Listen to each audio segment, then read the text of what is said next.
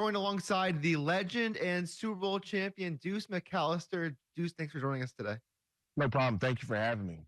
I want to talk about, first of all, the Super Bowl coming here to New Orleans. I know you spent a lot of time in the city. What's just the excitement of having kind of the whole sports world come to New Orleans for the week?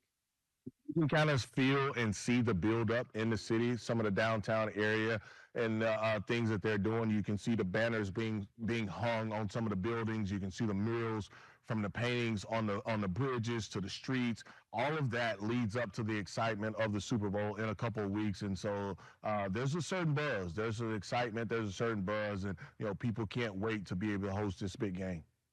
I know you were part of a Saints Super Bowl champion team back in your final season in 2009, 2010. What were some of your memories from winning a Super Bowl with the Saints?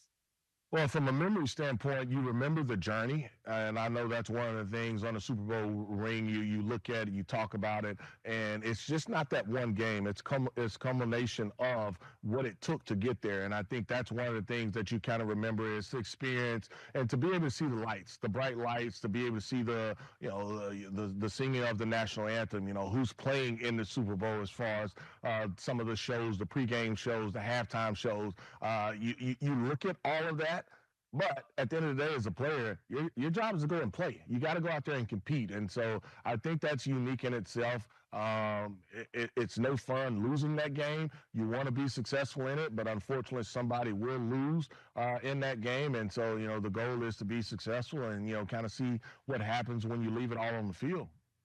There's going to be a lot of fans from all over Louisiana come down to New Orleans, not necessarily to go to the game, but I know the NFL is hosting a lot of events during the week from Monday all the way to game day Sunday. Can you explain some of the things that they can expect?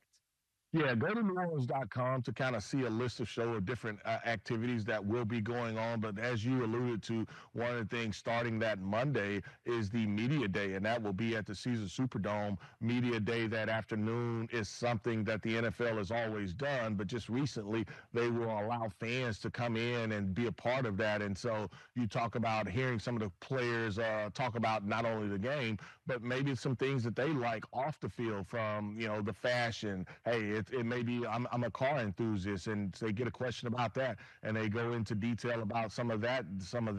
Maybe it's hunting, fishing, maybe it's the culinary aspect. All those things kind of happen at Media Day. So another thing that the NFL does a really nice job of, starting that Wednesday week of Super Bowl up until Saturday at the convention center, they will have the NFL experience. And so you don't have to be a hardcore football fan to go in and see some of the activities that they have and they're putting on. It may be a former player like myself in there taking pictures, signing autographs. A lot of the current players will be in there doing certain things. So, if you're looking for one of your favorite Tigers, maybe it's Joe Burrow. He may be doing an appearance in there, or it may be someone else, maybe somebody that's in this upcoming draft.